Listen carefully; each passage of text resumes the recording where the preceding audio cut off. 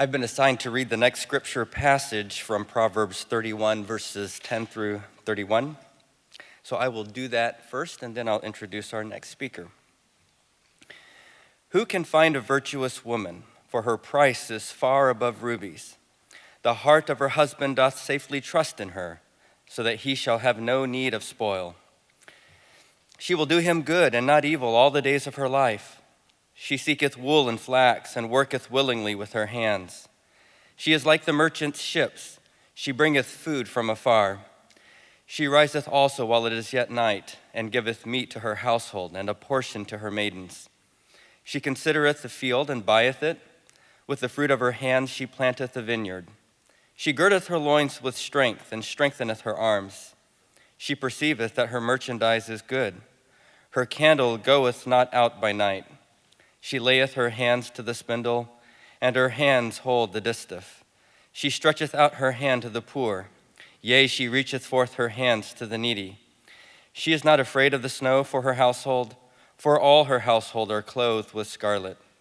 She maketh herself coverings of tapestry. Her clothing is silk and purple. Her husband is known in the gates, when he sitteth among the elders of the land. She maketh fine linen and selleth it, and delivereth girdles unto the merchant. Strength and honor are her clothing, and she shall rejoice in time to come. She openeth her mouth with wisdom, and in her tongue is the law of kindness. She looketh well to the ways of her household, and eateth not the bread of idleness. Her children arise up, and call her blessed. Her husband also, and he praiseth her. Many daughters have done virtuously, but thou excellest them all. Favor is deceitful, and beauty is vain. But a woman that feareth the Lord, she shall be praised. Give her of the fruit of her hands, and let her own works praise her in the gates. It's my privilege to introduce to you Dr. Leonard Greenspoon, who comes to us from Creighton University, where he holds the Klutznick Chair of Jewish Civilization. He's been there since 95 or 96. Your bio on the website says 95, and I think you just told me 96, so somewhere in between there. And he has a PhD from Harvard University. He is the author or editor of 15 books, perhaps more coming or en route, and has penned almost 300 book reviews and 150 articles and book chapters. So the moral of the story is he's probably written more than many of us will ever read. We're very grateful to have him here. I know him because of his interest in Septuagint studies, which is the area in which I did my PhD work. And I got to meet Dr. Greenspoon several years ago. I've never heard him formally deliver a lecture, but I have heard him speak informally, and he is the life of the party. And so we welcome him now to come and deliver his lecture, and I'm sure it will be quite a party. Please join me in welcoming Dr. Greenspoon.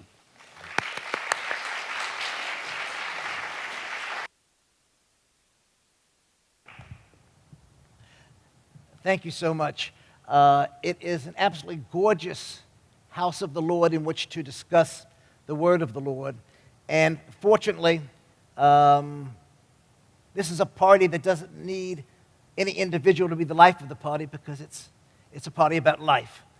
I do want to just briefly mention why I asked that the passage from Proverbs 31 be read. We were given a choice of any passage. There are two reasons.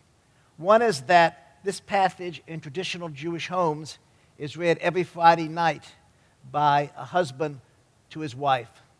And secondly, because, as we will see in a few minutes, the basic part of my talk, Jews, up until very recently, have maintained very close connections with the King James Version. Nonetheless, at Proverbs 31:1, 31:10, the scholars responsible for the Jewish Publication Society version of 1917 hit upon what I believe to be a much better and much more appropriate translation than virtuous woman of King James. The Hebrew term is Eshet Chayil, and if it were a man, it was Ish Chayil, it would be a warrior. And the 1917 translation of the JPF reads, a woman of valor. And I believe that to be the more appropriate translation for that particular passage. Now, because of one part of my talk, namely the ways in which the Jewish communities, Anglophone, English-speaking Jewish communities, retained the King James, I begin with a section from a revised English version by a man named Abraham Beinish. In the 1850s, he had produced a version for Jews of the Hebrew Bible, of the Old Testament, and he had made a number of changes from the revised version. In his 1854 revision of that, he wrote as follows: "The Anglo-Jewish community are so wedded to the diction of the authorized version that every departure from its phraseology, however well-founded, seems to grate upon their ears.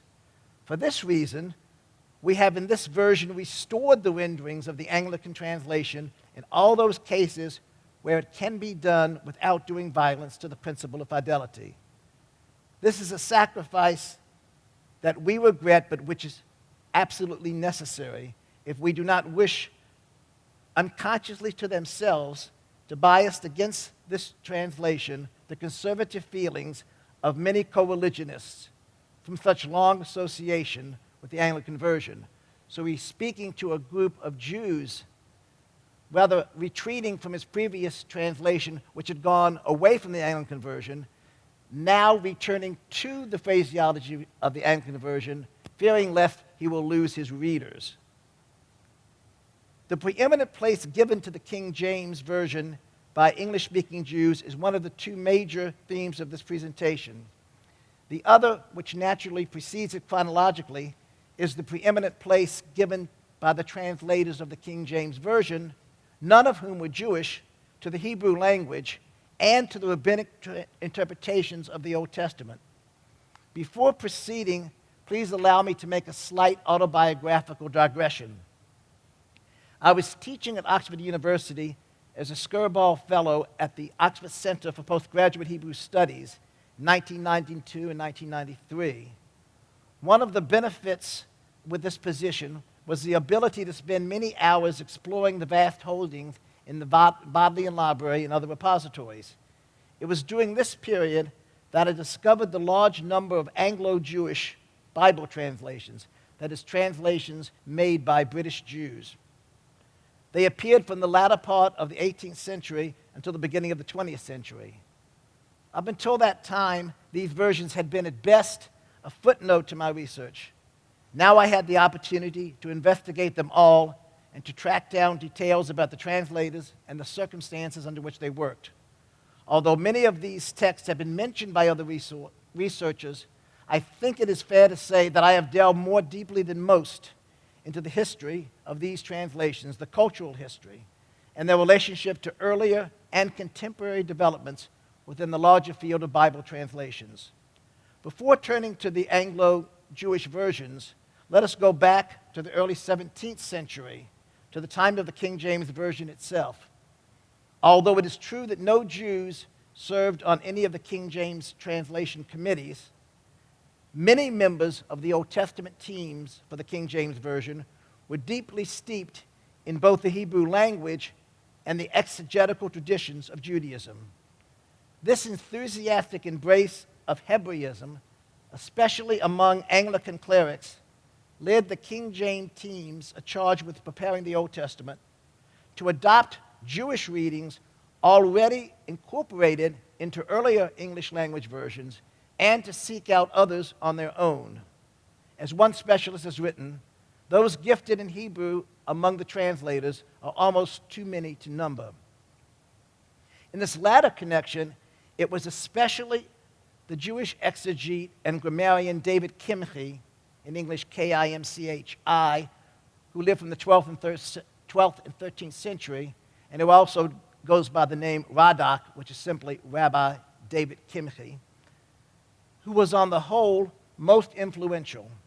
An analysis of the first 15 chapters of the book of Isaiah, which was done by a previous scholar, reveals a large number of readings that came from Kimchi.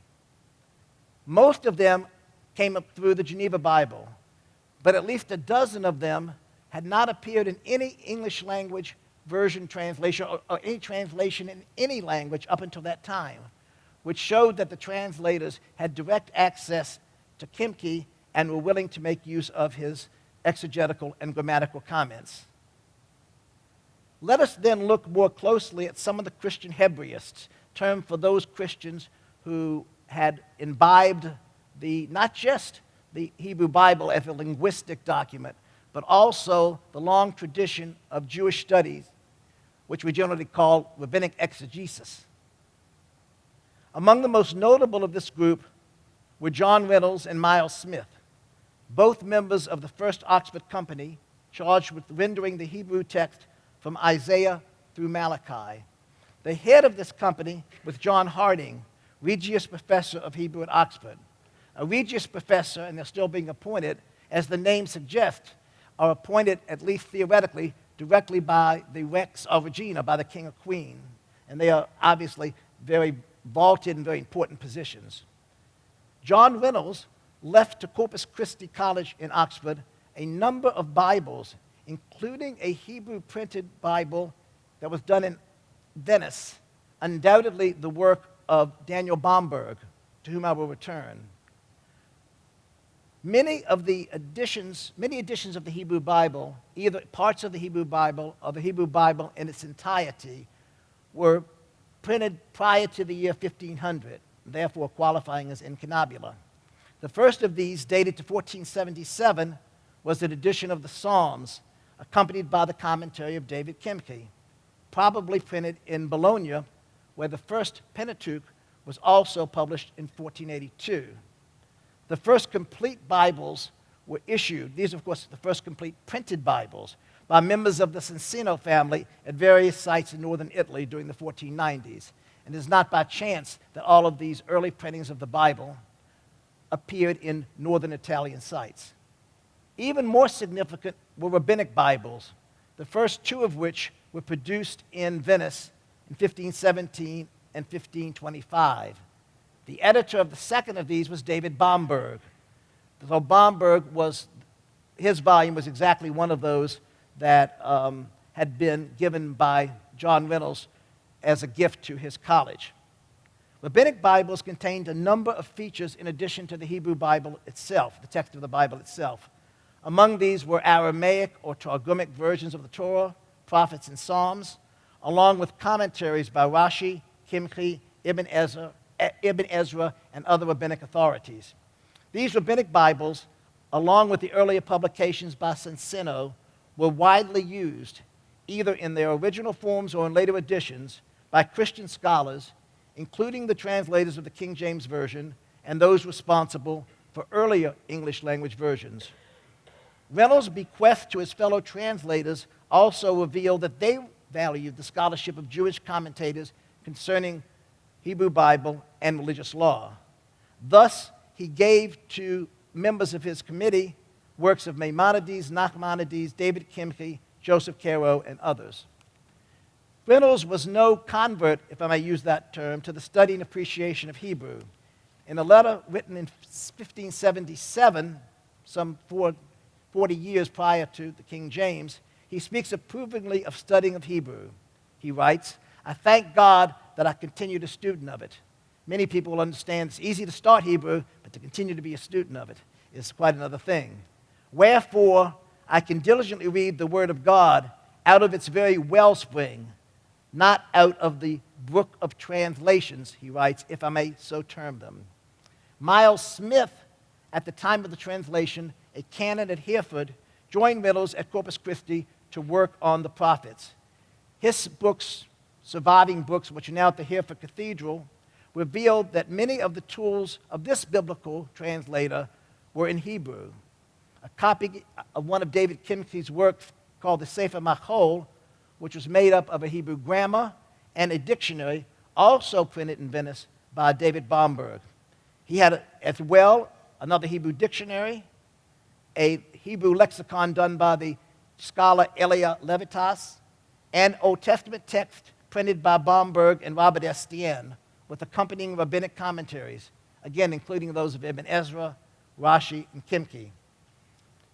Now, as I pointed out just a minute ago, Kimke was the primary rabbinic resource drawn upon by English language translators. Rashi, who is better known, was also used. Rashi's prime emphasis was on what we call in Hebrew the pshat, or the plain reading of the text. This is not necessarily the literal reading of the text, but his accomplishments, while in Judaism they loom larger, for translators, it was still predominantly the work of David Kimke. One scholar speaks of Kimke as the only Jewish commentator who was universally used by Christian scholars at the time. Another King James translator for whom Kimke was of vital importance was Edward Lively, Regius Professor of Hebrew at Cambridge, who headed the first Cambridge Company. The scholars of this group were charged with preparing the translations of the first book of Chronicles through the Song of Solomon. Lively, who died after only 1 year as a King James translator in 1605, published an important scholarly work in which he displayed vast knowledge of Jewish and Christian sources. For points of grammar and vocabulary, he refers frequently to another work by David Kimke, Liber Radicum, which refers to the efforts to divide up all Hebrew words into triliteral roots. Kimke himself Lively speaks of as Doctissimus Hebraeus, as the most learned Hebrew, which in a sense refers both to his religion, the most learned Jewish person, but also the most learned in Hebrew. Lively's procedure in discovering the exact shade of meaning of Hebrew phrases and idioms is worth noting because it was followed by other King James translators as well. He would cite as many passages as he could where the same phrase occurred, and by careful examination and comparison draw conclusions. As we shall see in greater detail, Hebrew studies were rediscovered in England during the 16th century. A powerful impetus for the rediscovery came from humanistic and Protestant circles on the continent. Among the key figures in this regard, Johann Reuchlin, Sanctus Pagninus, and Sebastian Münster. The study of Hebrew philology, linguistics, regarded as part of the science of theology by the first Protestants, was adopted by a learned Englishman who had laid durable foundations for the growth of Hebrew learning in England. The knowledge of Hebrew not only allowed these individuals to read the Bible in the original, but it also led them to appreciate the exegetical comments of post-biblical Jewish scholars. This made the contribution of medieval rabbis all the more valuable in solving textual difficulties. Further, in their efforts to maintain a distinct position against the Catholics, Protestants insisted that Hebrew be one of the tools at their disposal in doctrinal debates with Roman Catholics. As it turns out, on more than one occasion, medieval Jewish commentators supported the Protestant interpretation. The first teacher of Hebrew in Tudor England was Robert Wakefield, who taught first at Cambridge in the 1520s and then at Oxford beginning in 1530. By the mid-1540s, the establishment of Regius Chairs, again, those are supported and also financed by the monarchy, put Hebrew teaching on a sound financial basis at both universities. By 1600, at least a few schools were providing their senior pupils with the necessary groundwork for further study in the Hebrew language. This is not universities, but schools prior in the education of their students. Thus, there were Merchant Taylor's School and Westminster School. It was at Merchant Taylor's School that Lancelot Andrews, who led the first Westminster Company, became proficient in Latin, Greek, and Hebrew. Access to Hebrew books accordingly became easier. On the basis of inventories and catalogs, we can judge that by the end of the 16th century, Hebrew Bibles, rabbinic commentaries, and related grammars and dictionaries were all on the market. Now, I'm really happy to be following our first speaker. Not only was it an excellent speech, but it also provided a framework for a short section of my paper where I go back to the 16th century and look at the knowledge of Hebrew on the part of the translators that he, in fact, mentioned. A survey of English Protestant translators of the 16th century, starting with William Tyndale, provides the necessary background for a fuller appreciation of the circumstances in which the King James translators worked during the first decade of the 17th.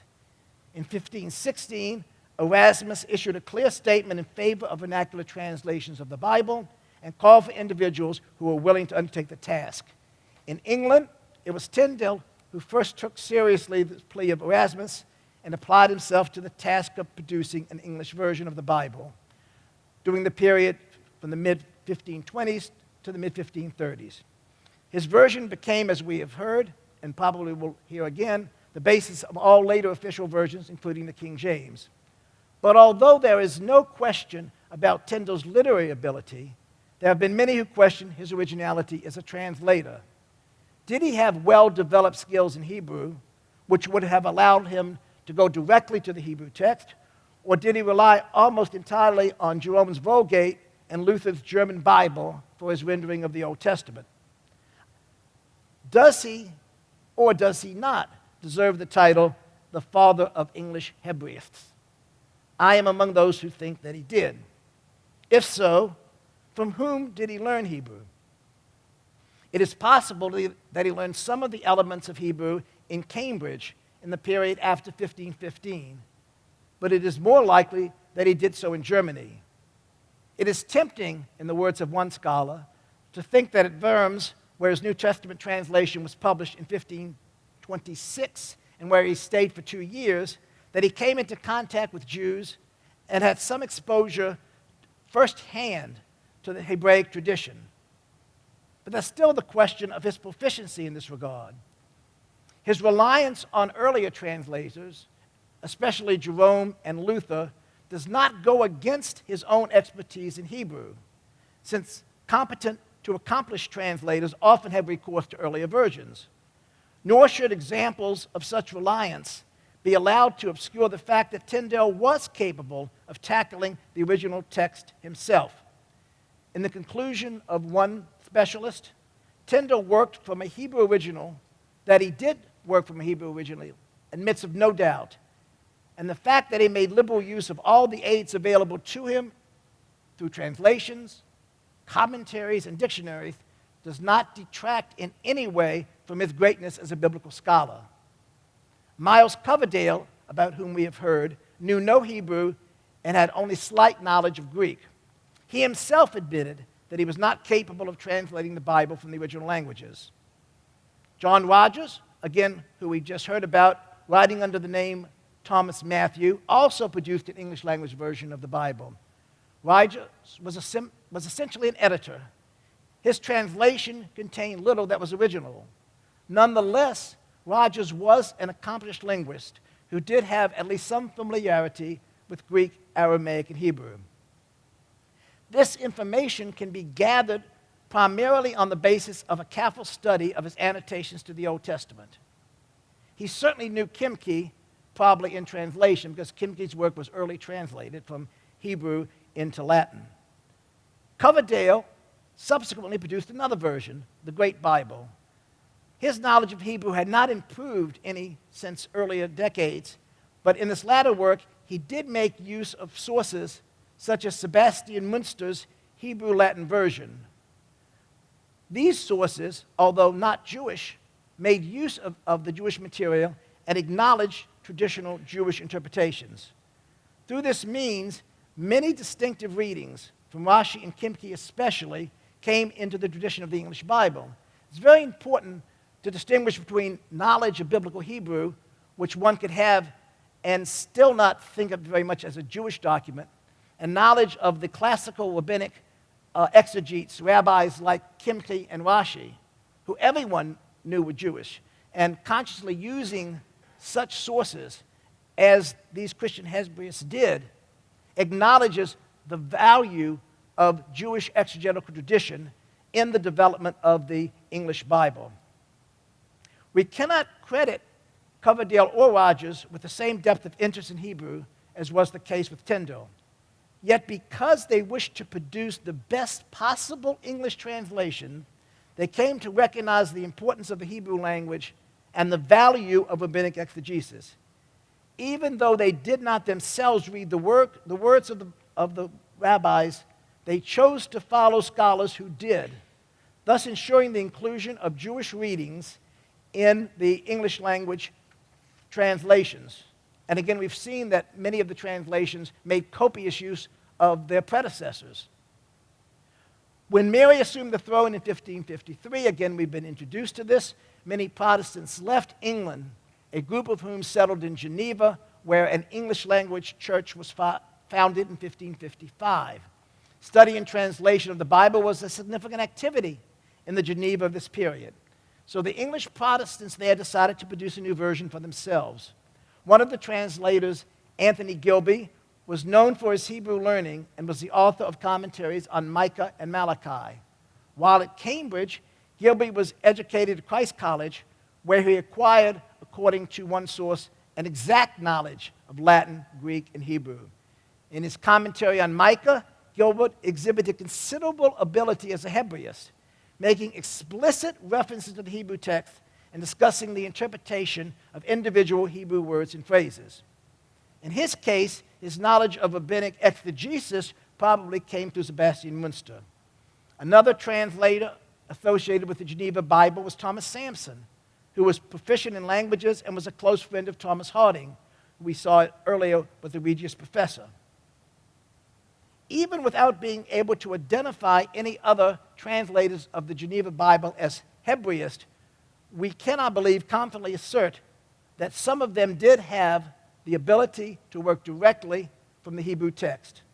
This can be seen from statements in the preface to the translation, as well as in the translation itself, where on occasion literal renderings of the Hebrew are found in the margin so as to explain or justify a new translation in the text. Moreover, again, as we've already heard, in Geneva the translators had access to a number of resources, including Jewish commentaries, directly as in Bomberg's Rabbinic Bible, and also through many Latin versions and commentaries that had been made by Christians in recent decades, such as those by Münster, Leo Jude, and Pagninus. Since all three of these Christian scholars drew on Jewish exegesis in their search for the plain meaning, it is hardly surprising that echoes of the Hebrew tradition abound in the Geneva Bible. From this brief examination of the background against which the Geneva Bible was published, the conclusion is justified that points of Jewish exegesis found their way directly and indirectly into the version. In addition to the Christian mediators of Jewish scholarship, the exiles were afforded help and encouragement from John Calvin himself, who, no matter what his views on rabbinic exegesis, was no mean Hebraist. In response to the popularity of the Geneva Bible, and again we've been beautifully introduced to this, a new English language version was commissioned, the Bishop's Bible. There is some evidence that Hebrew learning existed among those chosen for this work. William Alley, for example, was a contemporary of Anthony Gilby at Cambridge, and there is ample proof of his knowledge of Hebrew and his appreciation of Jewish exegesis. Gilby wrote a work in the mid-16th century called The Poor Man's Library, and on occasion in this work, he refers his readers for help in answering textual and exegetical doctrinal questions to medieval rabbis, and also to noted Christian Hebraists, including Nicholas of Lyra, Petrus Galatanus, Münster, and Reuchlin. He held Nicholas of Lyra in especially high esteem, but he did not hesitate to take on Lyra and other Christian Hebraists when he thought that they were in error. Thus, it is clear that Alley made substantial use of the work of intermediaries. At the same time, this translator of the Bishop's Bible was also able to look at the rabbinic writings at first hand. Thus, on several occasions, he quotes directly from Rashi and Kimchi. There were other translators who were praised by their contemporaries for their expertise in Hebrew, but these Hebraists left no works for us to make a judgment on them. However, the libraries of some of these individuals, as was the case with King James translators' libraries, often contained a number of works in Hebrew or translations of works from the Hebrew into the Latin. It is worth noting, however, that in at least a few cases, these volumes seem to appear in the library more for show than for use. And this can be seen when you look at a Bible. There's no indication that it was thumbed through. There are no annotations. Even today, I suspect somewhere in the world, people just put books in the library and don't use them. Certainly not anybody we would know. Archbishop Matthew Parker, who was responsible for the instigation of the project that led to the Bishop's Bible, is listed as a translator for Genesis and Exodus. Although there is nothing concrete to suggest that he was a Hebraist, it is worth noting that he was at Cambridge during the 1520s, when a number of budding Hebraists were indeed there. He had volumes by Reuchlin, Pico, Pagninus, Fagius, and a substantial collection of Old Testament commentaries, including those by Luther and Zwingli, all of which featured numerous references to the Hebrew text. A Hebrew manuscript of the book of Esther, now found at the Bodleian Library at Oxford, once belonged to Parker. Moreover, he was a generous patron to other scholars whose works dealt with the Hebrew language and rabbinic exegesis. Thus it is that right up until the time preceding the initiation of the King James Version, those involved in the preparation of English language versions of the Old Testament were generally expected to display an authentic knowledge of and appreciation for the Hebrew tradition, including the text of the Hebrew Bible itself and the extensive writing of the major Jewish biblical exegetes. Some of these Bible translators were able to access this material directly and even to delve deeply into finer linguistic or theological points. Others needed to work through Christian intermediaries who wrote in Latin. In both cases, these translators were seeking to produce the definitive vernacular version of the Old Testament. From a linguistic as well as a doctrinal and political perspective, such a version was impossible, it was felt, without the knowledge of biblical Hebrew and post-biblical Jewish exegesis.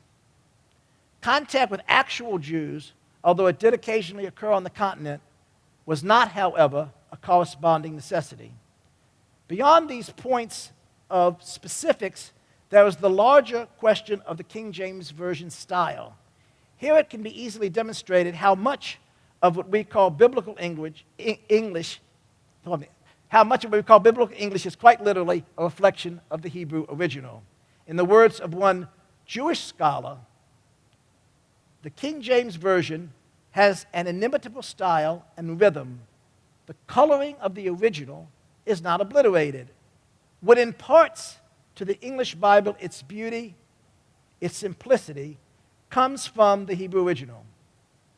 Moreover, we should not forget that the King James Bible translators themselves, with a humility many of their later supporters lacked, acknowledged, among other resources, their appreciation for and reliance on the Septuagint, the earliest of all Bible translations from Hebrew into Greek that was prepared by and for Jews beginning in the 3rd century BCE. In fact, one can hardly overstate the debt owed by all English language Bible translators to the Septuagint. As a prelude to the second part of the paper, permit me to wax autobiographical once more. It was in the spring of 1993, if I remember correctly, that I was in the Bodleian Library in Oxford. And I was looking through a folder containing miscellaneous items connected with British Jewry. One of the pamphlets I saw dated to the end of 1776. In the middle of the winter of that year, with the colonial war going bad, of course that's our War of Independence, King George III appointed December 13th as a fast day, equivalent to the third day of Tevet in the year 5537 in the Jewish tradition. The Bodleian Library preserves the form of prayer and sermon for that service at London's Synagogue of the Portuguese and Spanish Jews. While we were informed that the congregation's minister, Moses Cohen d'Azevedo, translated the text from the original Hebrew and Spanish into English, the wording of all the Hebrew biblical passages in this 1776 document is identical to the authorized or King James Version. 14 years later, there was another pamphlet that was in this collection, dated March 26, 1790. On that date, the great Jews synagogue was rededicated at St. James Duke's Place in London. contained within a song and praise to be performed on that occasion was the text of approximately 10 psalms. The English text for these psalms, prepared by David Levy, is a distinctive version, although clearly recognizable as a revision of the KJV. Since it was precisely at this time, somewhere in the late 1780s, early 1790s, that distinctive English language versions of the Bible appeared by and for Jews, and since David Levy is identified with the production of some of these, the joint preservation of these two publications by the Bodleian, while in part serendipitous, is also heuristic. The first edition of the King James appeared in 1611.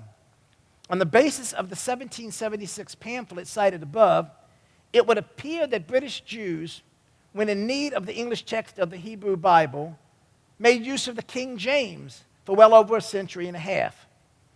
Although, as we shall see, this reliance on the King James does appear to characterize the period, the time frame for such reliance needs to be reduced somewhat. When we recall that Jews who had been expelled from England at the end of the 13th century were not officially readmitted into England until the mid-1600s, hence their absence as even possible translators of the King James. Nonetheless, the question remains, did the first generation of British Jews and their descendants make exclusive use of the King James when it became expedient for them to consult Scripture in English? One of the very few scholars to have looked at this topic is a British scholar named Raphael Lowy. Among his astute observations leading to affirmative answer on this is that after the first 2 decades of the Jews' readmission into England, those who were Sephardim, that is, came from Spanish-speaking countries, had a need for a crib for the Hebrew. They didn't know Hebrew, and so they relied on the authorized version. Among Ashkenazic Jews, that is, Jews from German-speaking backgrounds, the printed Yiddish translations that they had been used almost exclusively by women.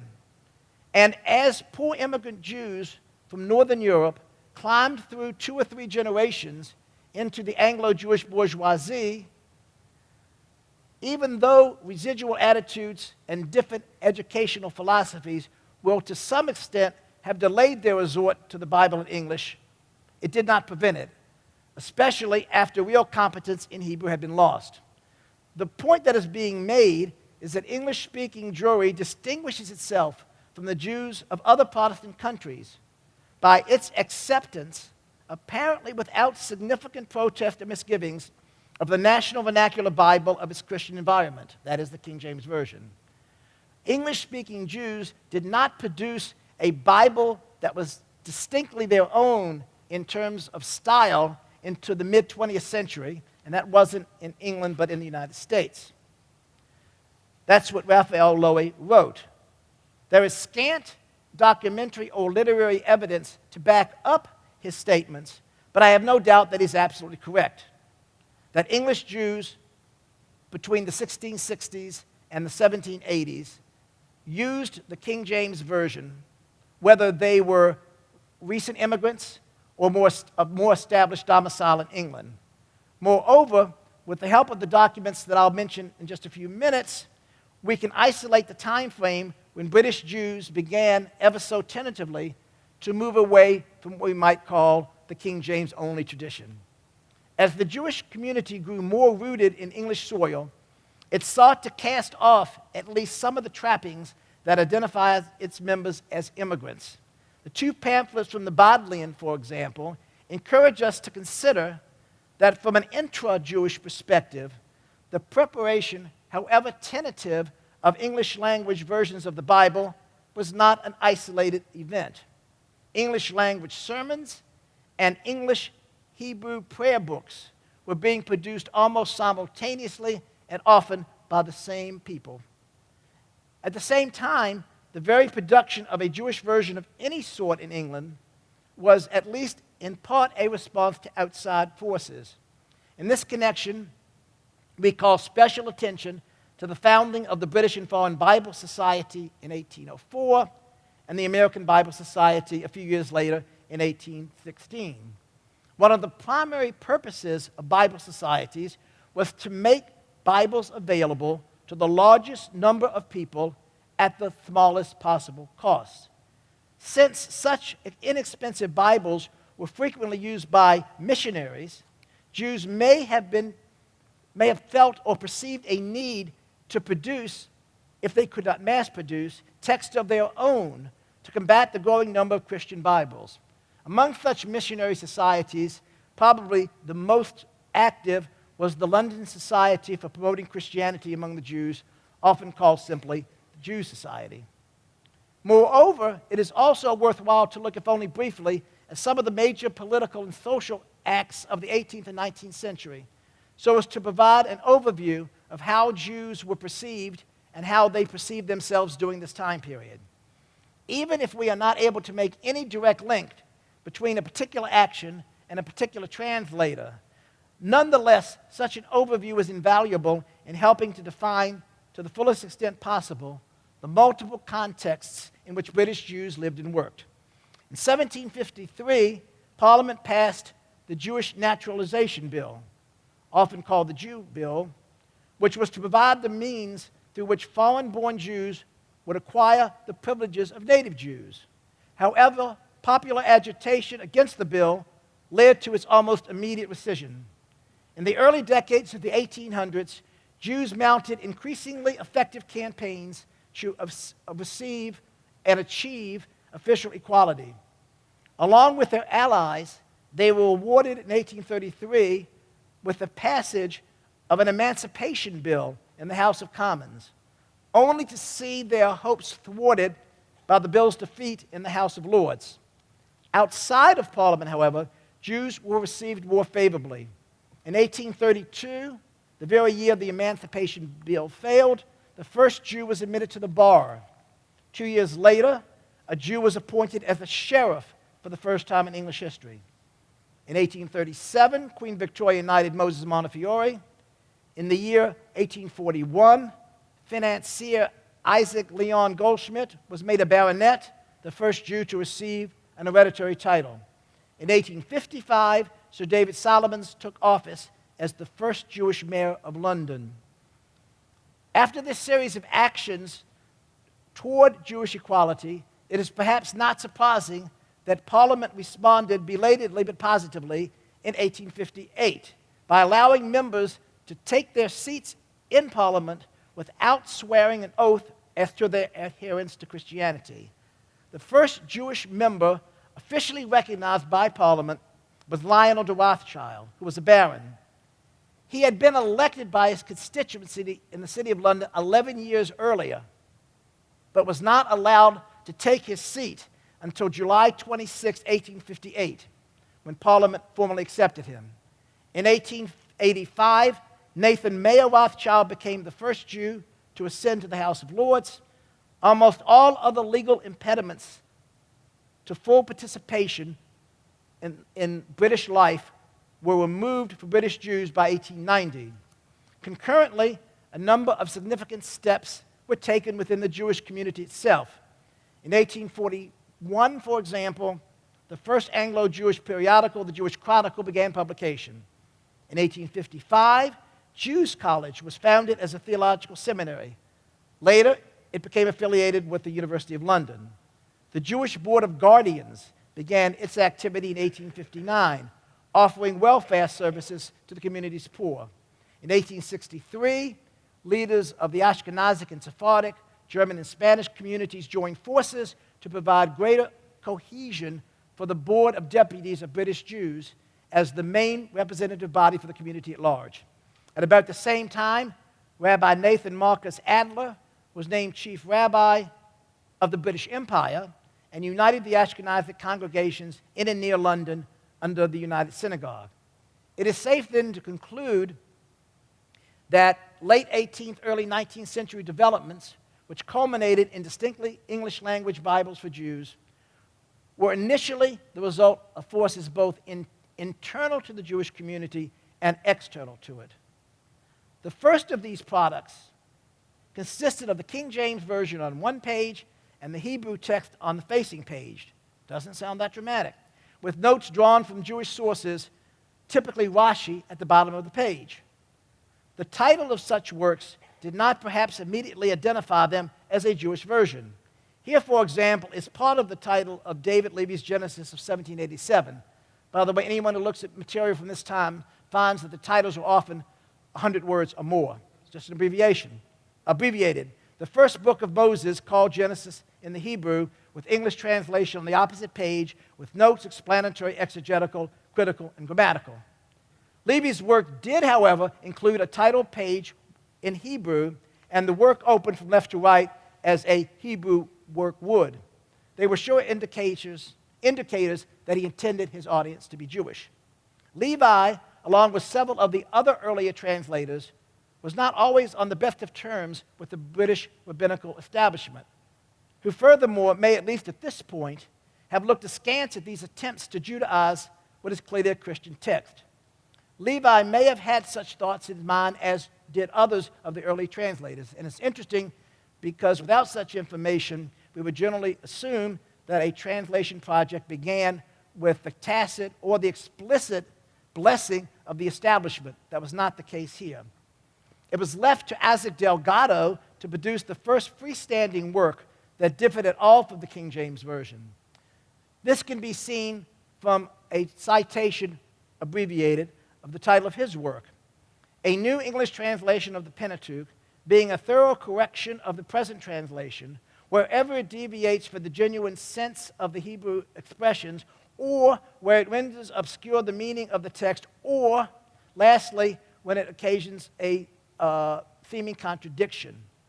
In spite of the seemingly clear title that he's going to produce a new translation with changes made, in fact, his text simply reproduces selected verses from the Old Testament, the King James, and then makes his corrections. Now, if you look at most of his corrections, they don't really seem to be earth-shattering. So it's not really clear that Delgado's work, taken cumulatively or individually by passage, constitutes an advance in biblical translation. In any case, his addition with emendations and their rationale is characteristic of the initial stages of English-Jewish Bible translating. Not only of this, but also of English-Jewish Bible marketing. This volume is dedicated to the Lord Bishop of Salisbury and contains an appropriately impressive list of subscribers. That's how books were financed. Jumping from the late 18th to the early 19th century, we arrive at a man named Solomon Bennett, whose 1834 pamphlet was prominently dedicated to His Royal Highness, the Duke of Sussex, and is titled, short form, Specimen of a New Version of the Hebrew Bible. Courting support from royalty, and if possible, from the Anglican hierarchy, points to a desire for acceptance by these Jewish translators and support that was both financial and, I suppose as well, social or cultural. Further examples demonstrate that these translations did not exist in a vacuum. In 1839, a man named Cyril Newman produced a work titled Emendations of the Authorized Version of the Old Testament. That was the entire title. On the title page, he identifies himself as author of the Abridged Hebrew Grammar and the Complete Hebrew and English Lexicon. He judiciously omits the fact that he had at least once been involved in a dispute over the Christological interpretation of the Old Testament that, according to the Sunday Times of London, the dispute became so vociferous and potentially violent that women needed to be escorted away. I can detect some of the same passion in Newman's emendations, this volume, seething just below the surface.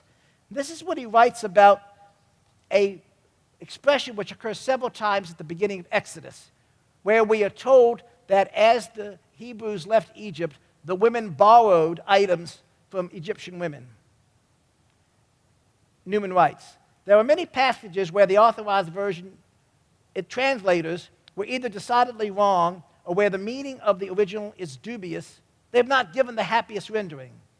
Such cases may prove dangerous to the infidel by strengthening him in his disbelief, as well as it may be dangerous to the believer by raising doubts in his mind of the authenticity of a book, which apparently contains so many incongruities. For example, one shall borrow of his or her neighbor, King James, but the meaning of the Hebrew root sha'al in the original is not to borrow, but it is rather to ask or demand. This is perfectly in accord with justice, whilst the permission or order to borrow without intending to restore would be a license to defraud and could not have emanated from the fountain of justice, that is God. Almost 100 years later, Rabbi Hertz, then chief rabbi of England, wrote, "The King James translates, 'Every woman shall borrow of her neighbor.' This translation is thoroughly mischievous and misleading. If there was any borrowing, it was on the part of the Egyptians, who had been taking the labor of the Israelites without recompense. These verses lend a poetic and unforgettable touch of beauty to the going out of Egypt. And yet those verses, as few others that we can talk of, have been misunderstood and have been looked at as a blot on the moral teaching of Scripture. In modern times, enemies of the Bible vie with one another in finding terms strong enough in which to condemn the quote-unquote deceit practiced on the Egyptians. From Newman's perspective, and he was not alone, the stakes were equally high at Judges 11:31, where the judge Jephthah vows in most translations as follows: "Whatsoever cometh forth of the doors of my house to meet me shall surely be the Lord's, and I will offer it up for burnt offering," which of course is what happened to his daughter. Newman, on the other hand, insisted on a non-lethal alternative. That is, shall surely be the Lord's or be offered up for a burnt offering, suggesting perhaps that there was a proto-nunnery available where the women could be dedicated to the Lord, but certainly wouldn't die. When we attempt to understand what motivated these early Jewish translators, it seems that they were especially concerned to remove from their English versions, since they could not, of course, touch the Hebrew text, any possibility of inconsistencies, to say nothing of outright contradictions. With equal or even greater vehemence, they sought to extirpate any expression that would suggest any character flaws on the part of any biblical personages. Even the hint that an Israelite would have acted improperly and with anything less than complete probity was enough to impel many of these translators to seek out even obscure linguistic or syntactical parallels to avoid such infelicities, especially when these actions had divine sanction behind them. What was at stake in the view of these individuals was the sanctity of the text for sure, but also the safety, perhaps even the survival of the fellow Jews in a society where they still labored under social and legal impediments, which would not have ended until the latter part of the century, almost at the end of the 1800s. And Newman is writing in the mid-1800s. A shoddy Jacob of the Bible could easily, in the hands of their enemies, become a shiftless Jacob from London's East End. Israelites who pretended to borrow from the Egyptians with no intention of repaying became blood-sucking moneylenders, and spitters in the face, which is used in the ceremony for the Levite marriage, could easily become uncouth, recent Hebrew immigrants, and so on. The Bible text also needed to be defended against the onslaughts of those who directed their hatred at the book rather than the people of the book. Such individuals apparently plucked passages from their context in order to pit one biblical verse against another, much as some people do today. And it should be added that in defending the book and the people of the book, most all of the British Jews used what is essentially the same text, the King James Version. I might add that things have not changed as much as we might have hoped for. Biblical passages are still mined by those not favorably disposed to Jews and Judaism. This was equally true for avowedly atheist Nazis during World War II, as it was for a distressingly high percentage of quote-unquote Christian leaders. The specific Exodus imagery discussed just a minute ago has more recently figured in a lawsuit filed by an Egyptian jurist to levy on contemporary Judaism a fine supposedly equal to the cost of goods taken by the departing Jews. Jewish exegetes from the medieval period on, including Newman himself, would have argued that these goods are best seen as payment, albeit only partial, for the centuries of forced labor on the part of Hebrews. To return to the 19th century, 2 years after Newman's work, in the year 1841, there appeared an independent Jewish translation of an entire book. Up until this, there had not been translations of even a book. And it was done by David Aaron de Sola, his edition of the book of Genesis. De Sola came from a well-connected Sephardic family, providing one indication the Bible translation among English-speaking Jews was moving from the periphery to the center. And there were other indications.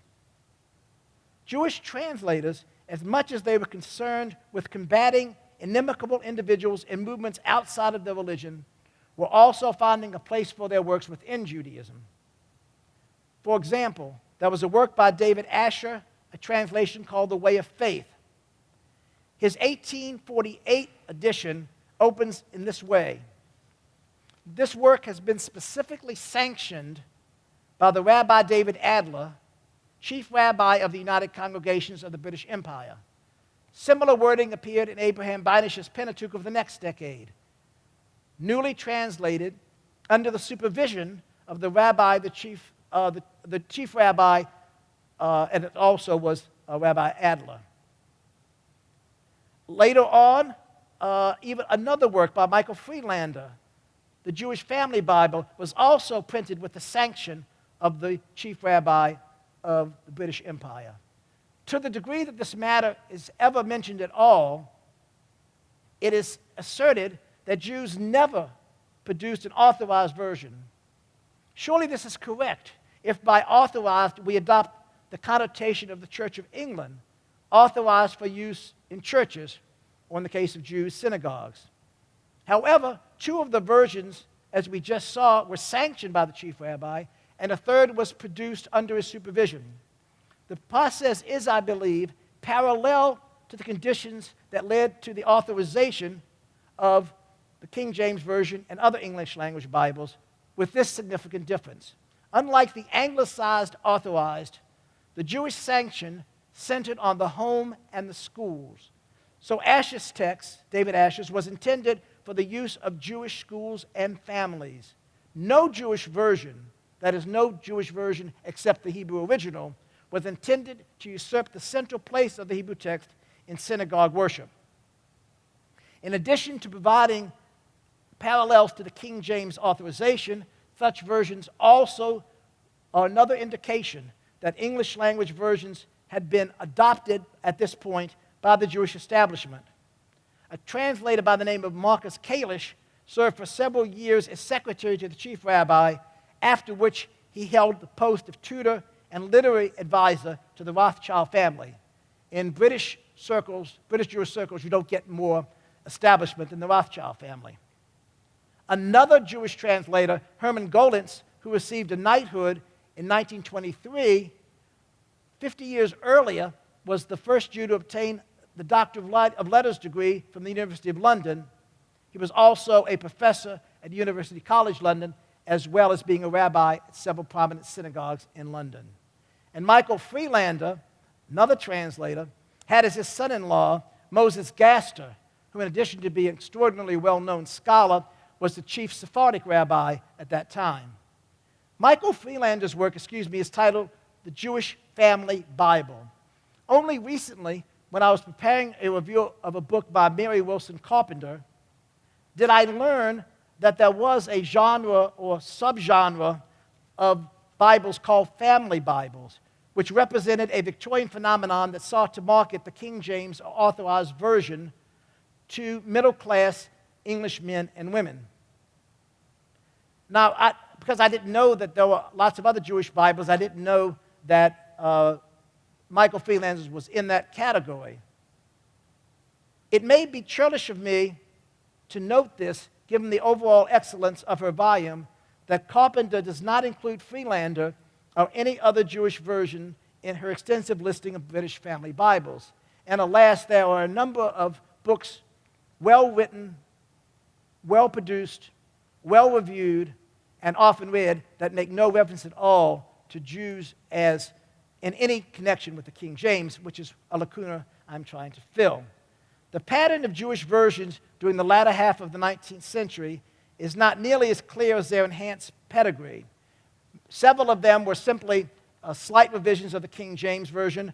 Others, which adopted critical scholarship, moved well away from the King James, but did not achieve any great popularity within the Jewish community. There were limitations that the Jewish community itself seems to have imposed on how far they were willing to have their translations move away from the King James model. And that's what I began with. And at the same time, that translator, Abraham Beinisch, did make changes that were important for the Jewish tradition. For example, at Leviticus 23:15, the rendering is, you shall count, the quote-unquote literal rendering is, you shall count unto you from the morrow after the Sabbath. This is when you start counting the Omer and you start counting the 50 days between Passover and Shavuos. And the text as it reads says Sabbath. So presumably you would wait till the day after the Sabbath in Passover and count 50 days. But the rabbinic authorities didn't understand it that way. They understood it to mean Sabbath here uniquely means the first day of Passover, and therefore you start counting the 50 days thereafter. So in a number of Jewish translations, you will find instead of Sabbath there, something like Holy Day, to maintain this rabbinic tradition. But while we cited Beinisch before, was simply to point out that the community in England, the British-speaking Jews, English-speaking Jews in Britain, felt very comfortable with the King James. Now, the connection between the Protestant King James and Jewish translations into English carried over into the United States. And it can nowhere be more fully documented than in the account of the 1917 Jewish Publication Society version that I mentioned in the beginning in terms of how to translate Eshet Chayil. And I've written a lot about this to show how profound this translation was. Verse-by-verse comparison between the Jewish Publication Society version of 1917 and the revised version of the Old Testament produced under Protestant auspices in 1885 in England revealed a huge pattern, a continuous pattern of word-for-word agreement. This accorded with the goals of the Jewish Publication Society's leadership, who sought the production and speedy production of a Jewish version that, especially when leather-bound and gilt-edged, would find the same prominent place in the library shelf in middle and upper-class Jewish homes that the King James Version occupied in proper Protestant abodes. But there is more. When it was necessary to make any change in the King James, the editor-in-chief, Max L. Margolis, deliberately chose King James-sounding language so as to achieve a text that seamlessly combined the new with the old. This accorded well with his view that it was to the language of the King James that immigrant Jews, of whom he was one, should turn to elevate and perfect the English they spoke. It's quite an elevated idea, as Jews in the millions came from Eastern Europe in 1880s, 90s, early part just of the 20th century prior to World War I. Margolis thought that the best way for them to learn English was to read the King James Version in this Judaized form. In my review of a book by Alistair McGrath in the beginning, I noted that he is particularly strong on technology, both in terms of Gutenberg's mid-15th century innovations and the possibilities and difficulties facing the original and subsequent printers of the King James.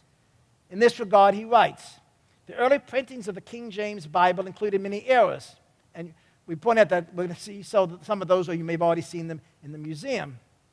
Many of these arose from weaknesses in the book production processes of the period. Proofing was often a haphazard business. Contemporary sources suggest that a reading boy would read the proof copy aloud to the compositor, who would check it against the original copy. Errors could arise in all sorts of ways. A further factor contributing to the large number of errors in English Bibles was the constant pressure to reduce their production costs.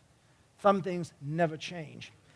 The publication history of the JPS 1917 version is not nearly so long or as colorful as that of the King James, which produced, among others, the Wicked Bible. And I'm so glad we can see the Wicked Bible, and we can take out, you can actually take it, and you can actually see the wickedness right there. Nonetheless, there is an illustrative example for the JPS version that exhibits not only the frank admission of error, but also an immediate Bible recall to address that error. The following letter was received by a number of prominent American Jews in 1917. Dear Sir, no dear madams, dear Sir, owing to an error in one of the folios of the several advanced copies of the new translation of the Bible, which we gave to our guest at the dinner held in New York on January 22nd, 1917, we are asking you to kindly return to us the copy which you received, and we shall in turn send you a perfect one. Maybe a little optimistic. Please be good enough to forward it to us as soon as possible. In his autobiography, I Have Considered the Days, Cyrus Adler, who was president of the Jewish Publication Society, and at the same time president of Dropsy College in Philadelphia and the Jewish Publication Society in New York City, recalls these details. And he's writing, obviously, in the first person. On Monday evening, January 22nd, 1917, the Publication Society celebrated the completion of the new English translation of the Bible by giving a dinner at the Hotel Astor in New York. It was a very interesting and noteworthy occasion, but a strange thing happened. While we were seated at the table, Rabbi Charles I. Hoffman of Newark discovered two misplaced lines in the first chapter of the book of Isaiah.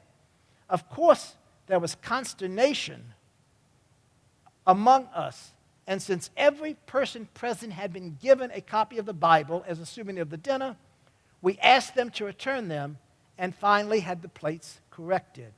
It seemed that a printer's boy had dropped a page of type and covered up the fact. He had the whole page reset, and the errors occurred in that way. But it was very strange that Rabbi Hoffman, with his eagle eye, and possibly because his middle name was Isaiah, should have discovered this error in a few minutes. I hope that my presentation contains no such errors of omission or commission. If so, I stand ready to correct them when called upon by any member of the audience, as well equipped as you all are with eagle eyes. Even if, alas, errors have crept into my otherwise carefully crafted corpus, I do hope that I have been sufficiently clear in my presentation and documentation of the manifold ways in which the King James Version, whose 400th anniversary we now celebrate, can validly and valuably be characterized as Jewish. Thank you so much.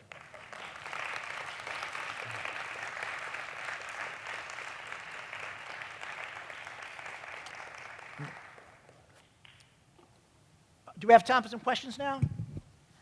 A few, yes. Questions? The first speaker gets the first question. Thank you very much for that very interesting and comprehensive study.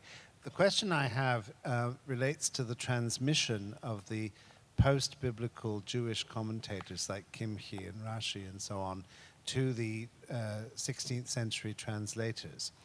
Because the one thing you didn't mention was that there were no Jews in England at that time. And how did they come across these things? Did they have any personal contact with Jewish scholars? You mentioned in Tyndale and Worms, but were there others that you know of in this regard?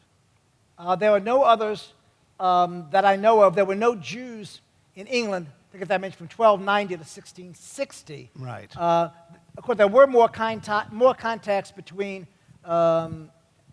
Protestant scholars on the continent. And then, of course, they had access to the texts through the Latin translation, or if they knew the Hebrew, through the original itself. And one of the things that surprised me, which would not be a surprise to an old hand at this like yourself, was that such texts were readily available. I mean, obviously, not inexpensive, but numerous copies of these works showed up in the personal libraries of these scholars. And again, I surmise that these scholars either had huge library purchase budgets from their universities, which few of us have, or had resources of their own. But libraries of several hundred, if not several thousand volumes, were bequeathed by various scholars to their colleges or to their universities. And found among these volumes were a number of works, either, for example, the Bomberg Hebrew Bible or the vast number of commentaries that appeared from them. But the actual contact between Jews and any of these Christian Hebraists was often minimal and just as often non-existent.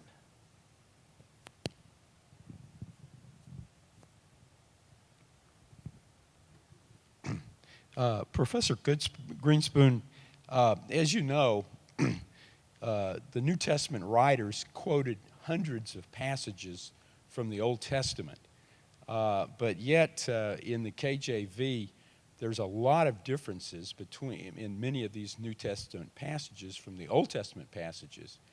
Why weren't the translators for the KJV were very learned men, and as you mentioned, Lancelot Andrews certainly among them.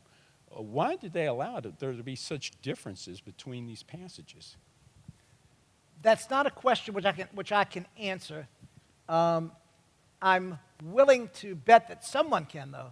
If someone can, I mean, we saw before that it was mentioned that the transliterations of the names were different in the Hebrew section, the section of the Hebrew Bible of the Old Testament and the New Testament, and there were different scholars, obviously, in the committees, and I don't know very much about the knowledge of Hebrew among any of the King James translators for the New Testament. It may have been negligible, and I do know that in the final process of collating all of the work of all of the committees, that there were some efforts made to standardize, but clearly there were efforts there were places where such standardization either wasn't thorough or was just seemed to be, well, this is more appropriate in the New Testament context, and this is more appropriate in the Old Testament context. But there may be someone else who will be speaking later specifically on that, because this is a very good question. Thank you.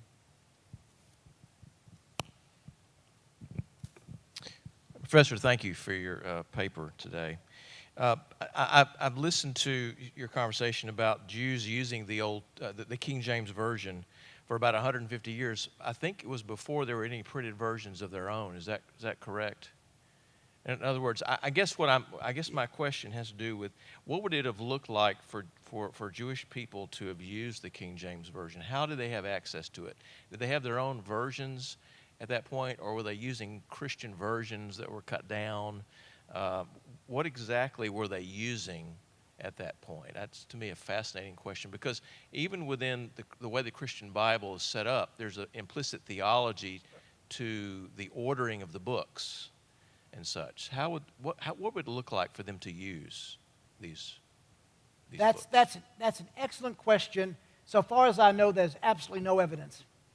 The one scholar who I quoted, Raphael Lowy, who happened, by the way, to be one of the very few Jewish scholars in England that had any interest in these translations at all, wrote this comment about it, and I asked him about it, and he said, his quote, "This is my impression," but he had no resources. Well, so far as I know, there are no quotations in English language works by Jews prior to the latter part of the 18th century that we would say were quotes into English by which we could compare it and to be sure.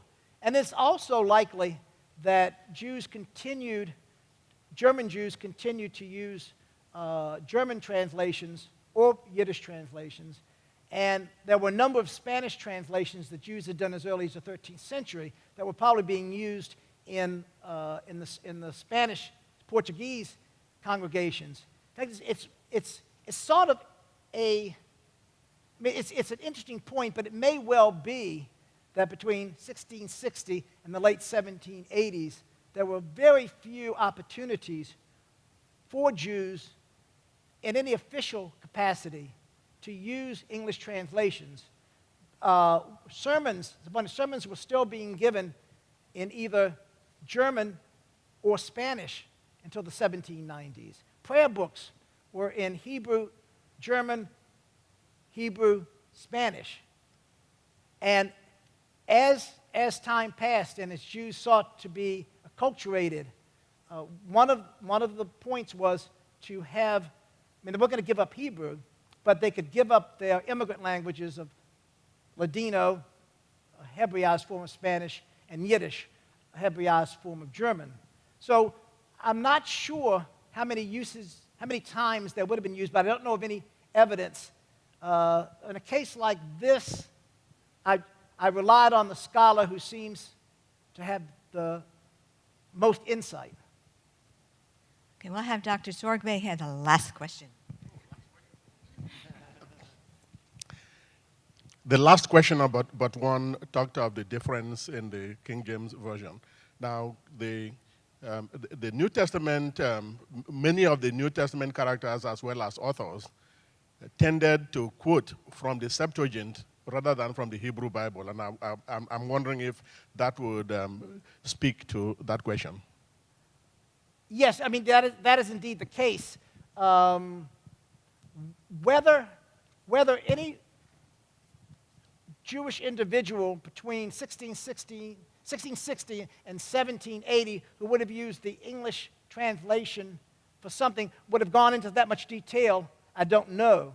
Because within the community, as whatever kind of doctrinal debates they had would have been in possibly Hebrew, but more likely in Spanish or Portuguese or in German.